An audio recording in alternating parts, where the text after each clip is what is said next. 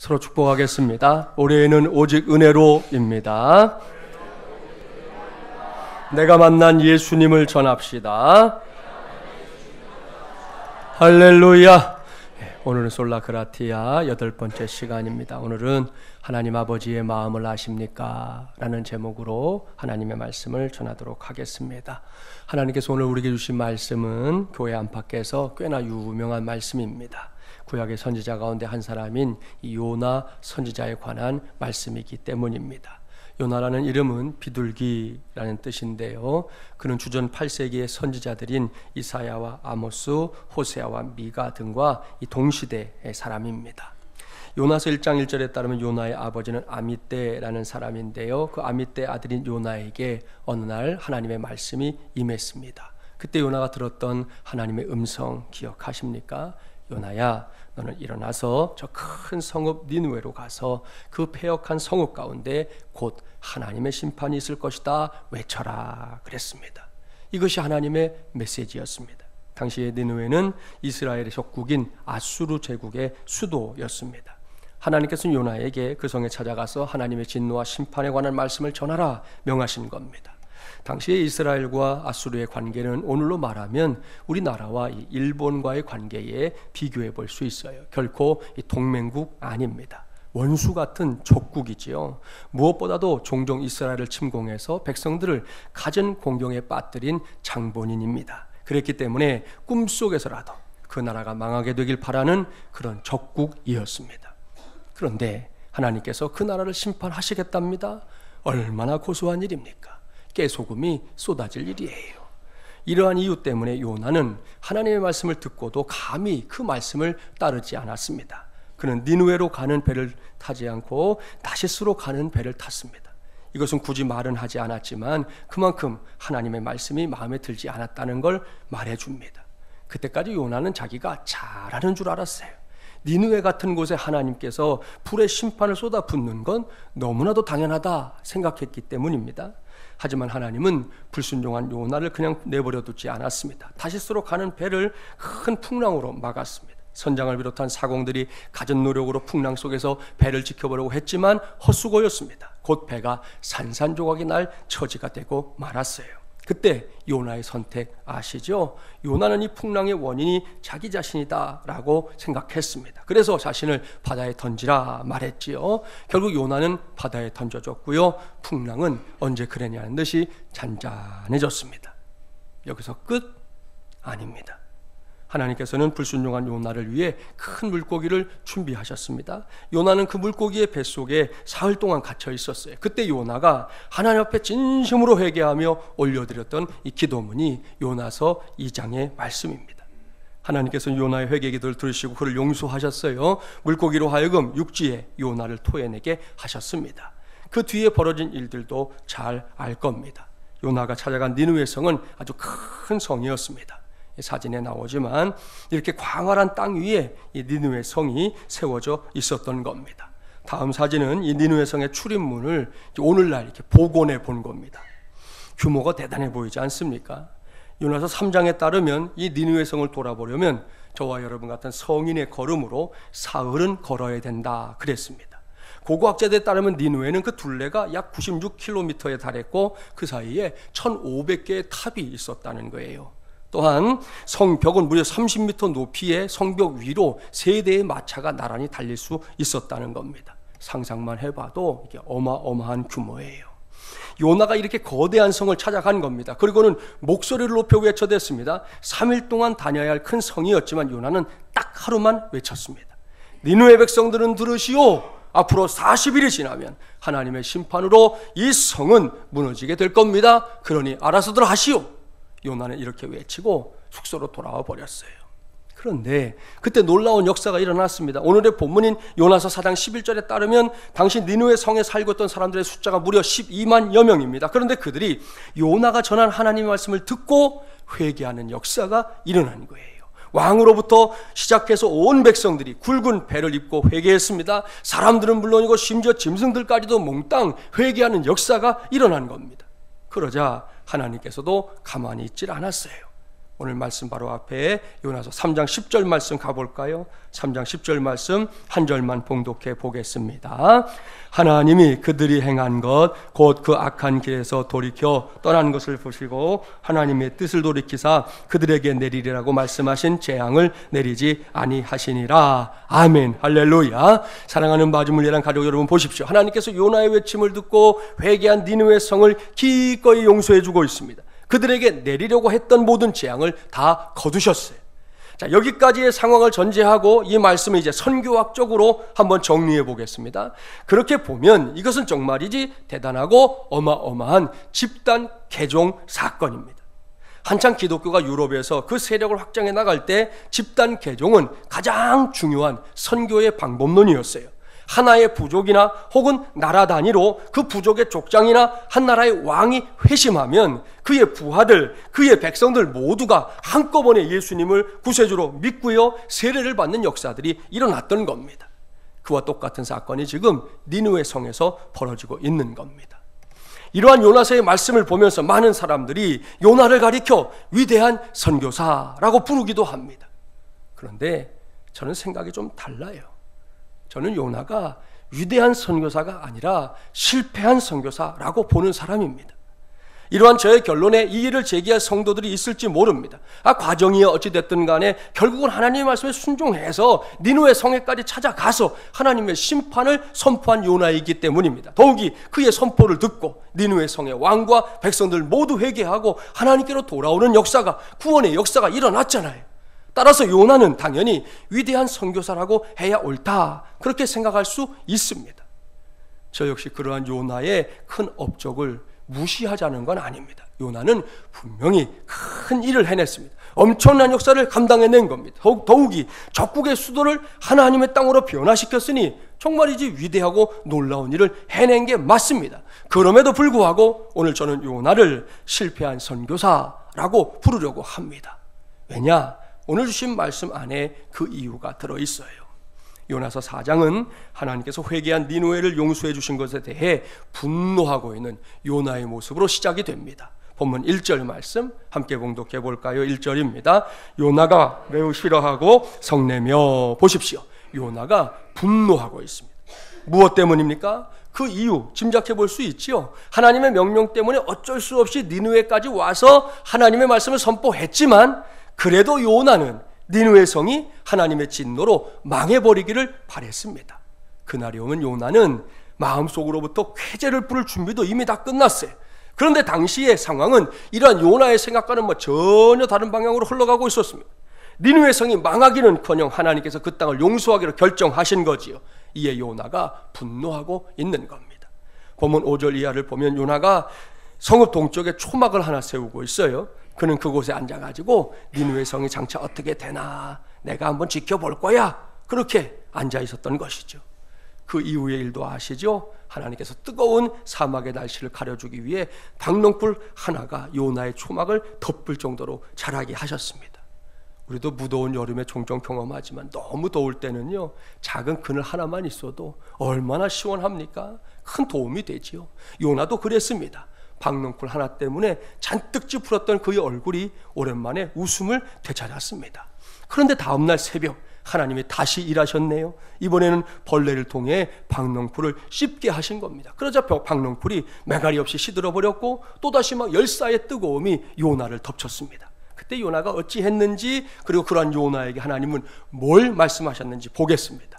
본문 8절부터 11절까지의 말씀을 관심을 갖고 함께 봉독해 볼까요? 8절부터 11절입니다. 해가 뜰 때에 하나님이 뜨거운 동풍을 예비하셨고 해는 요나의 머리에 쪼임에 요나가 혼미하여 스스로 죽기를 구하여 이르되 사는 것보다 죽는 것이 내게 나으니이다 하니라. 하나님이 요나에게 이르시되 내가 이 박농풀로 말미암아 성내는 것이 어찌 옳으냐 하시니 그가 대답하되 내가 성내어 죽기까지 할지라도 옳으니이다 하니라. 여호와께서 이르시되 내가 수고도 아니하였고 재배도 아니하였고 하룻밤에 났다가 하룻밤에 말라버린 이 박농풀을 아꼈거든. 하물며 이 큰 성읍 니느웨에는 좌우를 분별하지 못하는 자가 12만여 명이요 가축도 많이 있나니 내가 어찌 아끼지 아니하겠느냐 하시니라. 아멘. 할렐루야. 이 말씀을 관심을 기울이며 보십시오. 박농풀이 사라진 초막 안에서 요나는 죽기를 구했습니다. 어제까지만 해도 박농풀이 만들어준 그늘 때문에 더위를 잊을 수 있었는데 그 넝쿨이 죽어버렸기 때문이지요. 이런 상황에서 요나는 차라리 죽는 편이 더 낫다, 하나님 앞에서 막 배짱까지 부리고 있습니다. 그때 하나님께서 뭐라고 하십니까? 그 음성을 오늘 꼭 마음의 귀를 기울여서 들으십시오. 내가 수고도 아니하였고 재배도 아니하였고 하룻밤에 났다가 하룻밤에 말라버린 이 박농쿨을 아꼈거든. 하물며 이 큰 성읍 니느웨에는 좌우를 분별하지 못하는 자가 12만여 명이요 가축도 많이 있나니 내가 어찌 아끼지 아니하겠느냐. 사랑하는 여러분, 이것이 도대체 무슨 말씀입니까? 여기서 제가 오늘 전하는 말씀의 제목 떠올려 주셔야 됩니다. 하나님 아버지의 마음을 아십니까? 바로 이것 말입니다. 그렇습니다. 방금 하나님께서 요나 선지자에게 하신 이 말씀, 이것이 오늘 제가 심주어 전하려고 하는 하나님 아버지의 마음이에요. 오늘 저는 이것을 우리 모두가 붙잡아야 할 솔라크라티아로, 오직 은혜로 여러분 모두에게 선포하는 바입니다. 이를 명심하고 2017 예랑제를 일주일 앞두고 있는 오늘 이 시간에 이 말씀을 저와 여러분 모두가 한 마음으로 붙잡게 되기를 바랍니다. 여기에 기록되어 있는 하나님 아버지의 마음을 보십시오. 두 눈을 좀 크게 뜨고 제발 좀 보십시오.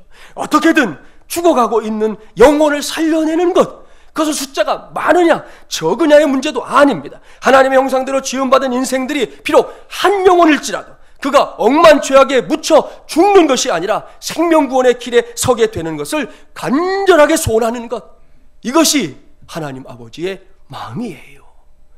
사도 베드로는 베드로후서 3장 8절과 9절 말씀을 통해 그러한 하나님 아버지의 마음을 이렇게 적고 있습니다. 사랑하는 자들아, 죽게는 하루가 천년 같고 천년이 하루 같다는 이 한 가지를 잊지 말라. 주의 약속은 어떤 이들이 더디다고 생각하는 것 같이 더딘 것이 아니라 오직 주께서는 너희를 대하여 오래 참으사 아무도 멸망하지 아니하고 다 회개하기에 이르기를 원하시느니라. 아멘, 할렐루야. 이 말씀 역시 잘 보세요. 눈을 크게 뜨고 보세요. 여기에도 하나님 아버지께서 간절히 바라고 원하는 것이 있습니다. 그것이 무엇입니까? 이 땅에 살고 있는 그 많은 사람들 중에 심지어 아무도 멸망하지 않는 것, 남김없이 다 살리고 싶은 것, 그것이 하나님의 소원이에요.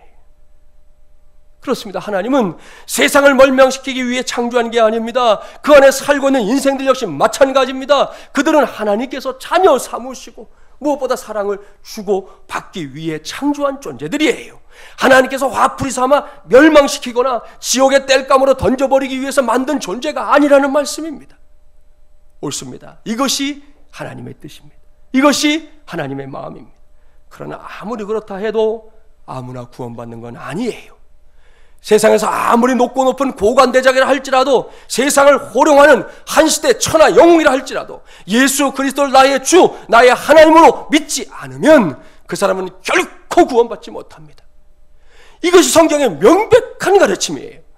또한 구원받지 못한 사람은 죄송하지만 반드시 무시무시한 심판을 받게 됩니다. 이런 사람들에게는 두 번째 사망, 곧 지옥의 형벌이 기다리고 있기 때문입니다. 바로 여기에 우리가 이번 2017 예랑제를 혼신의 힘을 다해 감당해야만 하는 이유가 들어있어요. 다시 말씀드리지만 하나님 아버지 어떤 분입니까? 그분은 마음이 참 약한 분입니다. 그분은 우리를 너무 사랑하셔서 사랑 때문에 눈이 먼 분입니다. 그래서 하나뿐인 아들도 사랑하는 우리를 대신해서 십자가에 내어놓을 수 있었던 거예요. 죄 많은 우리를 그냥 내버려두면 더 편할 텐데. 그럼 살다 보면 그런 거 있죠. 저런 사람하고는 그냥 관계 안 하는 게 더 편해. 내버려두면 더 편할 텐데. 죄덩어리인 우리가 뭐라고? 우리를 구원하기 위해 하나뿐인 아들을 죽음으로 내모는 거예요. 이것이 바로 하나님 아버지의 마음입니다. 어떻게든 사람들을 살리고 싶어하는 그 마음, 어떻게든 사람들에게 새 생명을 주고 싶어 안달이 나 있는 그 마음 말입니다. 그런데 오늘 주신 말씀을 보십시오. 요나는 이러한 하나님 아버지의 마음을 헤아리지 못하고 있습니다. 요나의 눈에는 니느웨 사람들이 그저 적국에 살고 있는 적군으로만 보입니다. 그러니 그에게는 한 사람이라도 더 심판받아 죽었으면 좋겠다 하는 소원이 있을 뿐이에요. 하지만 하나님은 달랐습니다. 니느웨 사람들마저도 하나님에게는 구원받아야 할 대상들이었어요. 그러니까 하나님께서 요나를 택해 니느웨로 보내신 이유는 니느웨를 멸망시키기 위해서가 아니었어요. 사실은 구원하기 위해서였던 겁니다. 이것이 진짜 하나님 아버지의 마음입니다. 요나는 이것을 알았어야 했습니다. 그런데 그는 알지 못했습니다. 그는 하나님의 처사에 대해 가진 불평과 원망을 쏟아놓고 있습니다. 이것이 제가 요나를 가리켜 실패한 선교사다 부르고 있는 이유입니다. 아까 말씀드렸죠? 분명히 그는 엄청난 일을 해냈어요. 니느웨 성에서 집단 개종을 일어나게 했으니 말입니다. 하지만 그는 하나님 아버지의 마음이 무엇인지 몰랐습니다. 하나님 아버지의 마음이 멸망과 죽음이 아니라 구원과 생명에 집중되어 있던 사실을 몰랐습니다. 그랬기 때문에 그는 실패한 선교사라는 것입니다. 저는 이번 2017 예랑제를 통해 저와 여러분이 실패한 선교사가 아니라 위대한 선교사가 되기를 소원하고 또 소원하면서 하루도 빠짐없이 기도하고 있습니다. 그러기 위해 지금 우리 모두에게 필요한 것이 있다면 그것은 다른 것이 아니에요. 하나님 아버지의 마음, 바로 그 마음인 줄 믿습니다. 누구든지 이 마음이 없으면 한 이불을 덮고 사는 부부라고 할지라도 그 사람에게 복음을 전할 수가 없어요. 이 마음이 없으면 평소에 서로 으르렁거리며 살고 있는 그 사람에게 다가가서 예수님이 구세주입니다 라고 전할 수가 없어요. 어쩌면 나는 천국 갈 테니 너는 지옥에나 가라 이렇게 말은 하지 않았지만 그런 마음으로 가득 차 있을지도 모릅니다. 만에 하나 우리 안에 이런 마음이 있다면 그것만으로도 우리는 이미 실패한 성도인 것이에요. 따라서 당장 바꿔야 합니다. 바로 바꿔야 합니다. 바꾸기 위해 이 시간에 간절히 기도해야 합니다. 하나님 아버지, 내 마음으로는 사랑할 수가 없습니다. 내 생각으로는 도무지 그 사람에게 복음을 전할 수가 없습니다. 아니, 솔직히 말하면 전하고 싶지 않습니다. 그래서 구합니다. 하나님 아버지, 내 안에 하나님 아버지의 마음을 좀 부어 주시옵소서. 내 자신을 내가 어찌할 수가 없으니 하나님 아버지의 마음을 내게도 좀 부어 주십시오. 풍성하게 부어 주시옵소서. 이렇게 기도할 수 있어야 한다는 겁니다. 2017 예랑제가 이제 한 주간 앞으로 다가왔는데요, 꼭 그렇게 기도하면서 우리가 품고 있는 그 전도 대상자에게 다가가십시오. 그렇습니다. 꼭 기억해야 돼요. 하나님의 마음은 그것이 단 한 사람의 생명일지라도 반드시 그 생명을 살리는 데에 있습니다. 한 생명을 살리기 위해 하나님께서는 2000년 전에 하나뿐인 아들을, 독생자를 십자가 위에 매달아 버리셨던 거예요. 이것이 하나님 아버지의 마음입니다. 이제는 그 마음이 저와 여러분, 우리 모두 또 우리 교회의 마음이 되기를 간절히 바랍니다. 여기까지 말씀을 제가 준비하고 나서 이 말씀을 할지 말지를 놓고 많이 고민했어요. 고민하면서 기도도 하고 고민하면서 깊은 생각에 잠기기도 했습니다. 그런데 때마침 하나님 아버지의 마음이라는 설교의 주제를 만났기 때문에 아무래도 말씀을 드리고 가야 되겠다 결론을 내렸습니다. 지난 한 주간 동안 교계가 시끄러웠습니다. 여러분도 매스컴을 통해 봤기 때문에 왜 그랬는지 모르는 사람들보다는 아는 사람들이 더 많을 겁니다. 지난 한 주간 동안 교계가 시끄러웠던 이유가 뭐냐? 여러모로 설명할 수 있겠지만 공교롭게도 그 이유가 아버지의 마음 때문이었습니다. 본인은 아니라고 계속해서 말하고 있지만 제가 볼 때 이 일은 분명히 아버지의 마음 때문이에요. 어떤 아버지의 마음인지 그 마음을 보여주는 증거 사진 하나 여러분에게 공개합니다. 바로 이것입니다. 서울에 있는 M교회에서 일주일 전 지난 주일에 담임 목사 위임식이 거행됐습니다. 사실 교회가 담임 목사 위임식을 하는 것이 하나도 이상할 게 없어요. 당연한 일이죠. 담임 목사님 자리가 공석이면 안 되잖아요. 빨리 모시고 새 목사님과 더불어 교회가 목회를 해야 되는 거 당연한 일이라고요. 문제는 이 일이 우리 교단의 헌법이 정해놓은 것을 위반하면서까지 또 일반 대중들의 정서를 고려하지 않으면서까지 치러진 부자 세습이라는 데 있습니다. 사진에 나오는 대로 M교회의 개척자인 아버지 목사가 이미 몇 해 전에 아예 교회를 건축까지 해서 개척 아닌 개척을 하게 했던 아들 목사를 데려다가 위임식 안수 기도를 하고 있는 거예요. 이 일에 대해 곳곳에서 본물처럼 비판의 말들이 쏟아져 나오고 있습니다. 지난 주간 내내 하루도 빠짐없이 뉴스에 오르내렸어요. 저는 오늘 다른 것은 말하고 싶지 않습니다. 이 시간이 하나님 말씀 전하는 시간인데 그런 얘기 하다 보면 괜히 화를 낼 것 같아요. 하지만 이 시간에 한 가지만은 꼭 짚고 넘어가고 싶습니다. 그것은 지금 여러분의 눈에 보이는 저것이 그냥 아버지의 마음이라는 거예요. 다시 말씀드립니다. 여러분의 눈에 보이는 저것은 그냥 아버지의 마음이에요. 더 설명하지 않겠습니다. 그런데 위임식이 치러지는 저 현장에는 저렇게 그냥 아버지의 마음만 있었던 게 아니에요. 거기에는 그냥 아버지의 마음으로 결코 대신할 수 없는, 이미 매스컴을 통해 수많은 말들로 대변되었던 그냥 아버지의 마음을 내세워가며 못 볼 척하면서 넘어갈 수 없는, 오늘 우리가 귀를 기울이고 있는 하나님 아버지의 마음도 있었습니다.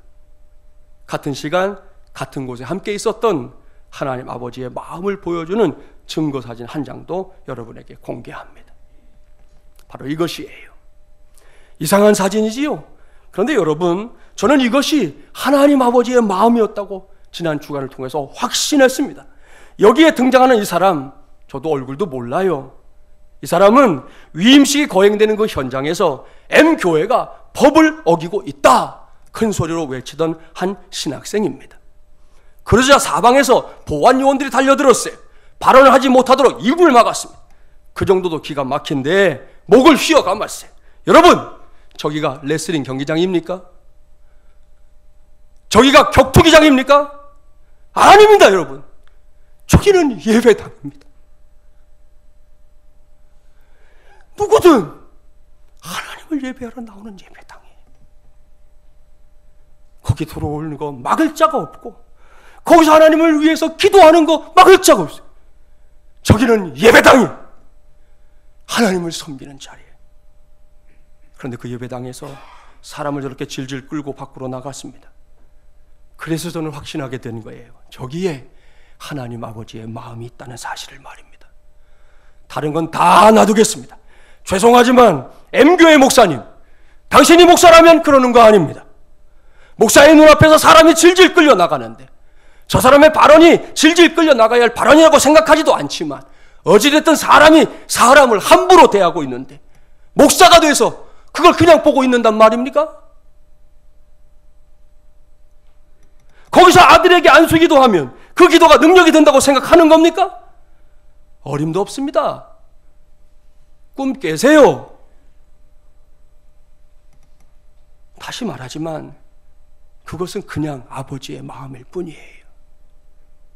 결코 하나님 아버지의 마음은 아닙니다. 하나님 아버지의 마음은 바로 저 신학생이 끌려나가는 그 자리에, 그곳에 있었다고 확신합니다. 사랑하는 마주물려난 가족 여러분, 여기서 우리 분명하게 합시다. 한국교회 안에서 M교회가 저렇게 많은 사람들이 구원받아서 한자리에 모이는 교회가 된 거, 그것은 결코 그냥 아버지의 마음으로 된 일 아니에요. 만일 그냥 아버지의 마음이었다면 저 교회가 저런 부흥을 체험할 수 없었습니다. 분명합니다. 따라서 저 교회의 부흥은 단지 목사나 그 교회 성도들만의 땀과 헌신으로 이루어진 게 아니에요. 철저하게 하나님이 하신 겁니다. 그 교회 성도들이 와서 제게 물어도 저 대답할 수 있어요. 하나님이 하셨어요. 교회 안에, 성도들 안에 하나님이 부어주셨던 하나님 아버지의 마음이 위대하고 놀라운 역사를 오늘 우리의 눈앞에 보이도록 일으켜 주셨다는 말씀이에요. 그런데 이제 와서 하나님 아버지의 마음을 그냥 아버지의 마음하고 바꾸겠다고요? 누가 이걸 바꿀 자격을 주었습니까? 누가 과연 이것을 바꿀 수 있는 자격이 있는 거냐는 거예요. 아하, 통탄할 일입니다. 통탄할 일. 우리 교회도 마찬가지예요, 여러분. 저와 여러분이 열심히 교회 섬기고 우리가 할 수 있는 최선을 다하고 있어요. 그 가운데 이만큼 왔잖아요. 여러분, 이게 그냥 아버지의 마음으로 된 일 아니라니까요. 하나님 아버지의 마음으로 된 일인 줄 믿습니다. 세월이 흐르고 또 흘러서 우리가 지금과는 또 다른 모습이 되어도 저부터 잊지 않을 테니 여러분도 잊지 마세요. 우리의 힘으로 한 게 아니에요. 하나님 아버지의 마음으로 여기까지 온 것이고 앞으로도 가야만 그게 교회입니다. 십자가 걸려있다고 해서 교회가 아니고 예배가 드려진다고 해서 교회가 아니에요. 안수기도가 있다고 해서 교회가 아니에요. 거기에 하나님 아버지의 마음이 있어야만 교회인 것이죠. 그것이 우리 모두가 분명히 해야 될 사실입니다. 지금 이 일로 인해 한국교회가 어떤 처지에 놓였는지 아십니까? 당장 좀 전도가 어려워졌어요. 며칠 전에 은퇴하신 어른 목사님 만날 기회가 있었는데 이 목사님이 사는 아파트 엘리베이터에서 본인이 목사인 걸 알고 있는 불신자 이웃을 만났대요. 평소에도 인사를 하고 지내는 사이인데 이분이 딱 타면서 인사하는 말이 뭔 줄 아세요? 목사님, 요즘 부끄러우시지요? 이 목사님이 도대체 어떻게 해야 될지를 모르겠더라는 거예요. 예? 뭐라고 이 사람한테 얘기를 해야 될지를 모르겠다는 거예요. 죄송합니다. 죄송합니다. 그러고는 엘리베이터에서 내렸다는 거예요. 이렇게 M교회가 한국교회에 거대한 민폐를 끼치고 있는 중입니다. 2017 예랑제를 앞두고 일주일 전에 이런 일이 생겨가지고 저 역시 매우 속상해요. 그럼에도 불구하고 여러분, 여전히 이 세상 안에는 그냥 아버지의 마음으로는 비교조차 할 수 없는 하나님 아버지의 마음이 있습니다. 그 마음이 지금도 곳곳에서 울고 있어요. 저렇게 한쪽에서는 자기들 잔치 때문에 들떠서 신바람이 났는지 모르겠지만 다른 한쪽에서는 하나님을 모르거나 부인하면서 죽어가고 있는 한 영혼 때문에 통곡하고 있는 하나님 아버지의 마음이 여전히 있다는 말씀입니다. 바로 그 마음이 전도자인 저와 여러분의 마음이 되어야 할 줄 믿습니다. 그 마음의 눈물들이 지금 흐르고 있는 게 우리에게도 보여야 된다고요. 적어도 우리에게는. 다른 사람들은 못 보려 할 수 없어도 우리는 봐야 한단 말입니다. 제가 청년들을 대상으로 제자 훈련하던 중에 한 자매가 제게 이런 얘기 해줬어요. 교회로 오는 길에 노방전도하는 다른 교회 사람들을 봤다는 거예요. 근데 그 중에 한 여자 성도가 길을 가는 50대 남자분을 전도를 막 따라가면서 하는데 계속 뿌리치는 거예요. 전도지 주는데 뿌리치고 그러니까 마지막에 이렇게 말했다는 거예요. 아저씨, 예수님 믿지 않으면 지옥 가요. 이 소리를 들은 이 남자가 발길을 멈추고 돌아서서는 그 자리에서 막 노발대발 화를 냈다는 거예요. 왠지 아시죠? 다른 것도 아니고 지옥 간다고 그랬으니까 아무리 불신자도 기분이 나쁜 거죠. 이 일을 제게 전해주는 자매가 이렇게 물었어요. 목사님, 이제는 전도하는 방법도 바꿔야 하지 않을까요? 그때 제가 정확하게 대답했습니다. 그래, 전도하는 방법은 좀 바꿀 필요가 있겠어. 그런데 우리 한 가지만큼은 분명히 기억하자. 복음을 전하는 사람의 가슴 속에는 그 여자 성도와 똑같은 확신과 간절함이 반드시 있어야 한다는 것. 방법은 바뀌어도 좋아. 그러나 그 마음만큼은 우리 안에도 꼭 있어야 한다는 거. 그거 잊지 말자 당부했습니다. 무슨 말입니까? 여기에 우리가 한 사람에게라도 복음을 전해야만 하는 필연적인 이유가 있습니다. 아울러 여기에 우리가 복음을 전할 때 어떤 마음을 가져야 하는지가 다 들어있습니다. 왜 전도해야 합니까? 그 사람이 예수 그리스도께서 생명의 구주인 것을 알지 못하고 죽으면요, 죽어도 그냥 죽는 게 아니라 지옥의 형벌에 떨어질 인생이 되는 것이기 때문이에요. 이러한 사실을 그 사람은 아직 모르지만 나는 알잖아. 나는 저 사람은 모르니까 그럴 수 있지만 나는 알기 때문에 가만히 있을 수가 없는 거잖아요. 그러니 어찌 해야 되겠습니까? 과학이 발달하고 많은 문명의 이기를 누리는 요즘 천국과 지옥을 마치 소설이나 동화책에 나오는 이야기로 여기는 사람들이 그리스도인들 중에도 있어요. M교회와 성도들 예전에는 분명히 안 그랬던 걸로 저도 알고 있는데 이번에 보니까 지금은 그런 것 같아요. 이런 사람들은 아무리 강조해도 전도하는 일에 무관심할 수밖에 없습니다. 저라고 자기들은 전도할지 모르겠지만 이미 우리에게 전도의 줄들을 끊어놓고 있잖아요. 그래서 저렇게 함부로 하는 거예요.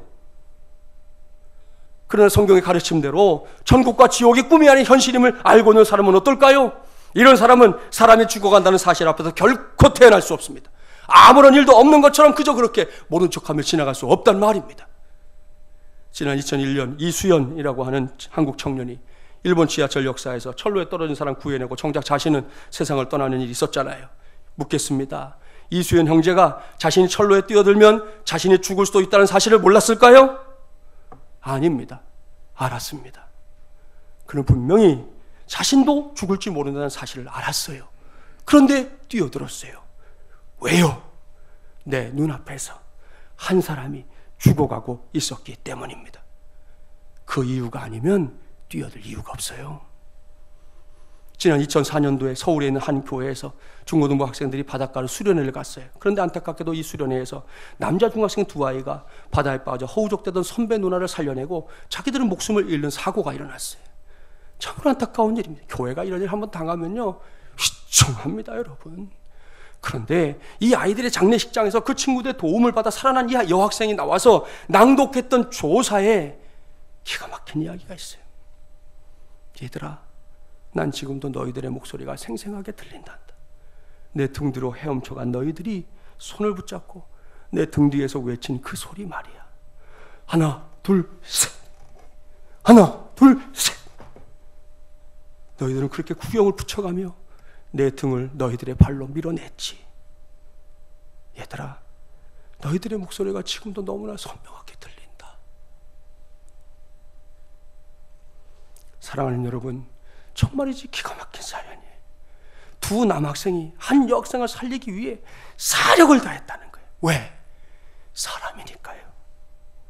사람이 죽어가니까요. 어린 중학생들이었지만 이 친구들은 이미 알고 있어요. 사람이 내 눈앞에 죽어갈 때는 내가 뭔가를 해야 된다는 걸 알았다는 거예요. 그러니까 겁없이 바다에 뛰어들어서 선배 누나 살려보겠다고 두 놈이 손 붙잡고 하나 둘 셋, 하나 둘 셋. 그러다가 쥐들은 죽어버렸어요. 보십시오. 이 모든 것이 다 하나님 아버지의 마음입니다. 오늘 주신 말씀을 통해 하나님은 요나에게 바로 그 마음을 가르쳐주고 있습니다. 그리고 이 시간에 우리 마지막을 위한 가족들에게 그 마음을 가르쳐주고 싶어 하십니다. 그 마음을 부어주고 싶어 하십니다. 이를 명심하고 그냥 아버지의 마음이 아닌 하나님 아버지의 마음을 이 시간을 통해 온 마음으로 온 영혼으로 확실하게 품게 되는 저와 여러분이 되기를 주님의 이름으로 축복합니다. 누구든지 이러한 하나님 아버지의 마음을 품게 되면 그때부터 생각이 달라져요. 무엇보다 단 한 영혼이라도 그냥 스쳐 지나가도 볼 수 없게 됩니다. 그것이 내 가족이든 친지든 이웃이든 친구이든 직장의 동료이든 누구든 스쳐 지나갈 수 없게 돼요. 그래서 골몰해지지요. 어떻게 해야 하나님 아버지의 마음을 저에게 전할 수 있을까? 그걸 생각하게 된다는 말씀이에요. 감사한 것은 그렇게 골몰해지면요, 하나님이 방법을 가르쳐 주실 때가 왕왕 있어요. 어느 교회 여집사님의 실제 고백인데요, 이 집사님이 남편을 전도하려고 하는데 남편이 도무지 말을 듣지 않는 거예요. 주일이면 교회 앞까지 차는 또 태워다 줘요. 정작 본인은 예배당에 올라오지 않는 거예요. 남편을 위해 늘 기도하던 이 부인이 어느 날 저녁에 여행용 가방에 남편의 옷을 하나하나 집어넣기 시작했습니다. 속옷은 물론이고 와이셔츠, 양복 한 번, 신발까지 집어넣었습니다. 다음날 새벽에 그 가방을 들고 새벽 기도에 참석했습니다. 말씀이 끝나고 기도하는 시간이 되자 이 집사님이 가방을 끌고는 강단 앞으로까지 나왔어요. 그리고 그 가방을 바닥에 딱 내려놓고는 통곡하며 이렇게 기도하기를 시작했다는 거예요. 하나님 아버지, 사랑하는 우리 남편 겉것은 다 왔습니다. 속것도 오게 해 주시옵소서. 제발 우리 남편 속것도 여기까지, 이 자리까지 오게 하여 주시옵소서. 이렇게 기도하기를 5년여 만에 남편이 예수님을 영접하고 구원받게 되었습니다. 할렐루야. 사랑하는 마지막이란 가족 여러분, 이것이 바로 하나님 아버지의 마음을 아는 사람들의 삶이에요. 하나님 아버지의 마음을 알지 못하는 사람들에게 이 여집사님의 행동은 정신 나간 듯이 보일 수 있습니다. 매우 어리석게 생각될 수 있어요. 하지만 하나님 아버지의 마음을 아는 사람은 이런 일을 결코 대충 넘기지 못합니다. 마치 내 일처럼 생각하게 됩니다. 동일한 마음으로 무슨 일이 있어도 내 앞에 있는 그 영혼을 놓치지 않기 위해 최선을 다하게 되는 것이죠.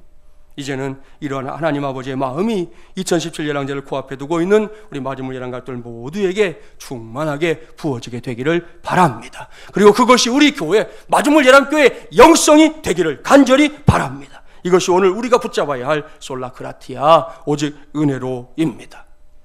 명색이 올해 종교교육 500주년이라고 전국적으로 종교교육 500주년 너희들마다 종교교육 탐방 그렇게 많이 했음에도 불구하고 벌어진 일은 저런 일이에요. 그렇습니다. 목사인 저와 성도인 여러분이 아무쪼록 아버지의 마음, 하나님 아버지의 마음을 확실하게 품을 때 우리 모두는 결코 실패한 성도가 아니라 위대한 성도가 될 줄 믿습니다. 안타깝게도 요나는 큰일을 해내고도 실패한 선교사가 되고 말았어요. 우리는 그 전철을 되밟으면 안 됩니다. 이를 명심하고 이 시간에 하나님 아버지의 마음을 구하십시오. 간절히 구하십시오. 그러면 하나님께서 이번에 내가 품어야 될 사람이 누구인지도 가르쳐 주실 겁니다. 어디 그뿐입니까? 하나님 아버지의 마음으로 품게 하신 그 영혼을 하나님 아버지께서 반드시 구원해 주실 줄 믿습니다. 이러한 믿음으로 2017 예랑제가 하나님 아버지의 마음을 통해 얻게 된 생명의 열매들로 가득 채워지는 아름답고 복된 주일이 될 길을 주님의 이름으로 간절히 축원합니다.